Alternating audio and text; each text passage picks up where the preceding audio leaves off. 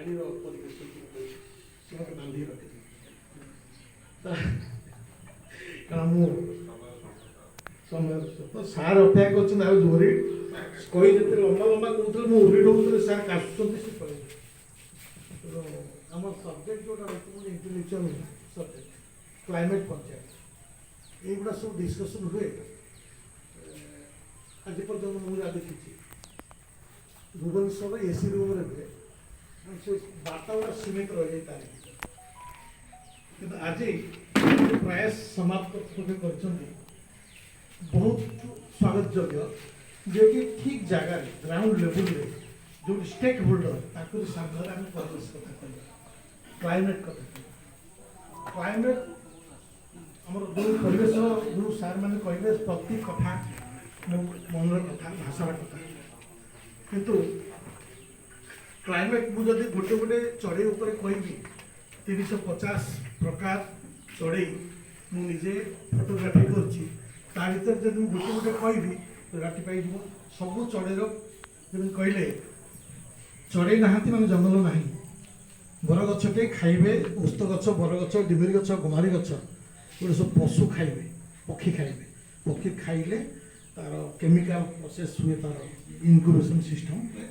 ଝାଡ଼ା କଲେ ଗଛ ହେବ ବରଗଛଟା ଆମେ ତଳା ପକାଇ ଗଛ କରିପାରନ୍ତିନି ସାର୍ ଯେଉଁଟା କହିଲେ ତାମାନେ ପକ୍ଷୀ ନାହାନ୍ତି ମାନେ ଗଛ ନାହିଁ ଆମର ଭାଲୁ ଆମ୍ବ 7-8ଟା ଭାଲୁ ଏକା ସାଙ୍ଗରେ ଆମ୍ବ ଖାଇଦିଏ ଛେଳି ଲଣ୍ଡ ଭଳିଆ ସେ ଝାଡ଼ା କରେ ଓଉ ଖାଆନ୍ତି ଓଉ କୁହନ୍ତି ଆମର ଏଲିଫାଣ୍ଟ ଆପଲ୍ ଆପଣ ନାମେରୀ ଇଣ୍ଟରନ୍ୟାସନାଲ୍ ପାର୍କ ଗୋଟେ ଅଛି ଜଙ୍ଗଲ ଫୁଲ୍ ଜଙ୍ଗଲଟା ଓଉ ଗଛ ମୁଁ ସରପ୍ରାଇଜରେ ଓଉ ଗଛ କେମିତି ହେଲା ସେଠି ହାତୀ ଓଉ ତ ହାତୀ ଯେଉଁଠି ଝାଡ଼ା କରିବେ ସେ ଓଉ ଗଛ ତାଳ ଖାଆନ୍ତି ତାଳ ଯେଉଁଠି ଝାଡ଼ା କରିବେ ତେଣୁ ଜଙ୍ଗଲ ମାନେ ପଶୁ ପକ୍ଷୀ ହିଁ କରିଛନ୍ତି ମଣିଷର କଣ୍ଟ୍ରିବ୍ୟୁସନ୍ ନାହିଁ ନିଲ୍ ସାର୍ ଯାହା କହିଲେ ଏକମତ କାହିଁକି ଆମେ ସବୁ ଡିଷ୍ଟ୍ରକ୍ସନ୍ କରୁଛୁ ଗୋଟେ ସିଙ୍ଗଲ ପଏଣ୍ଟରେ ଆମର କଣ୍ଟ୍ରିବ୍ୟୁସନ୍ ନେଚର କ୍ଲାଇମେଟ୍ ଚେଞ୍ଜେସ୍ ପ୍ରଥମ କଥା କହିବି ପ୍ରଥମ ସୃଷ୍ଟି ହେଲା କ୍ଲାଇମେଟ୍ ଚେଞ୍ଜ ମାନେ ଜଳବାୟୁ ପରିବର୍ତ୍ତନ କାହିଁକି କେମିତି ହେଉଛି ତେଣୁ ଆଗରେ ରେଷ୍ଟ୍ରିକ୍ସନ୍ ନ ରଖିକି ମୁଁ ବୋଧେ ଆଗେ ବଢ଼ିବାକୁ ଚାହେଁ କାର୍ଟି ଥୁଆ ହେଇଛି କାର୍ ଭିତରେ ଯେତେବେଳେ ଆପଣ ଇନଫ୍ରାରେ 5 ମିନିଟ୍ ପରେ ଆମେ କାର୍ ଭିତରେ ବସି ପାରୁନାହାନ୍ତି ଏଠି ଗରମ ହେଉଛି ତା ସିଷ୍ଟମ୍ଟା ଆମେ ସମସ୍ତେ ଜାଣିବାକୁ ଗୋଟେ ଇନଫ୍ରାରେ ଯେଉଁଟା ରେ ଯାଉଛି ତାର ସଟର ୱେଭ୍ ଲେନ୍ଥ ଥାଏ ସେ ପେନେଟ୍ରେଟ୍ କରେ ଗ୍ଲାସ୍ ଭିତରକୁ ଯେତେବେଳେ ଗ୍ଲାସ୍ ଭିତରୁ ପେନେଟ୍ରେଟ୍ କଲା ପରେ ତାର ୱେଭ୍ ଲେନ୍ଥ ବଢ଼ିଯାଏ ସୋ ଲଙ୍ଗର ୱେଭ୍ ଲେନ୍ଥ ବାଲା ଏସ୍କେପ୍ କରିପାରେ ନାହିଁ ଆସିପାରିନି ତ ତାର ଅତ୍ୟଧିକ ଗରମ ଜେନେରେଟ୍ କ୍ୟାପଚର୍ ଟ୍ରାପ୍ କରେ ସନରାଇଜ୍ ତ ସେ ଏକ୍ଜାକ୍ଟଲି ସେଇଭଳିଆ ଆମର ଯେଉଁ ପୃଥିବୀ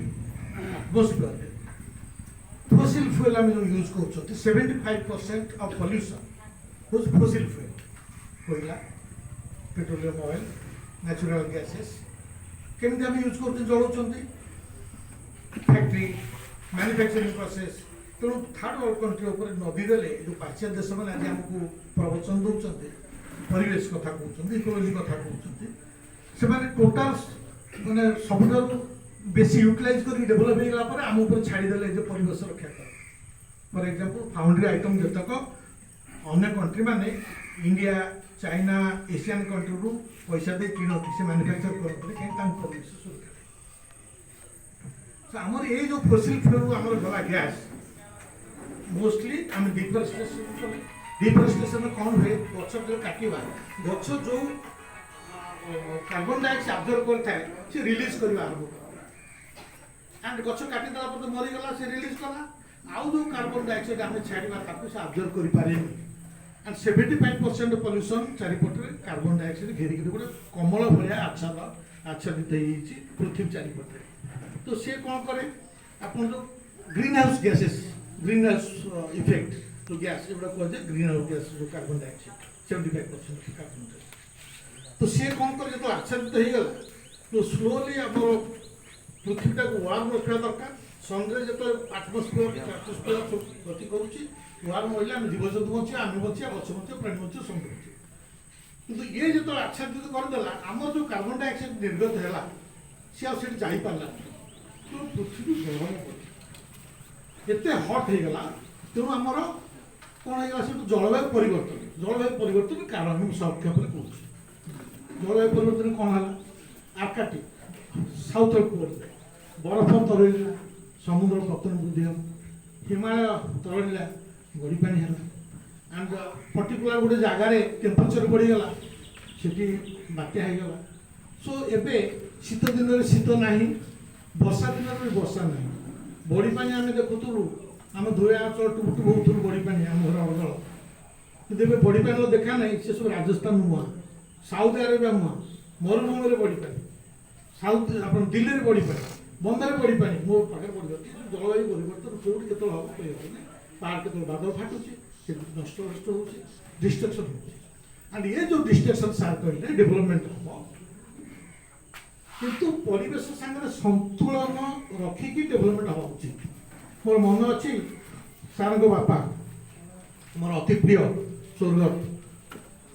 शरद कुमार देव से प्रथम मु अष्टम पढ़ुଥିଲି गोटे लुना गाड़ी माने ताको आमे धोया चला आमे सब देखिया पे लुना गाड़ी माने साइकिल ऑटो साइकिल आमे देखिया पे आम दांड रखी था आम समस्त टी हाथ मार अच्छी ऑटो साइकिल प्रथम आम देखिलु धोया चल गोटे ऑटो साइकिल लुना राजा साइकिल तो आज प्रति पंचायत प्रति गाँव मिनिमम 1000टा मोटरसाइकिल चलुची से फसिल फुल उड़ो ताको आमे जोटा कहते आमे केबे डिस्ट्रक्शन मुख बंचई पारिबा नाही डिस्ट्रक्शन निश्चिंत हम आम प्रयास आम जो डिस्ट्रक्शन प्रोसेस स्लो कर तो फॉर एग्जांपल आप ओजोन लेयर 1970 मसीह गवेषणा कले प्रति 10 वर्ष 4% क्षय हम हम थिनर जीव जो अल्ट्रावायलेट पशिब तो से प्रोसेस स्लो कर आम निज सब तो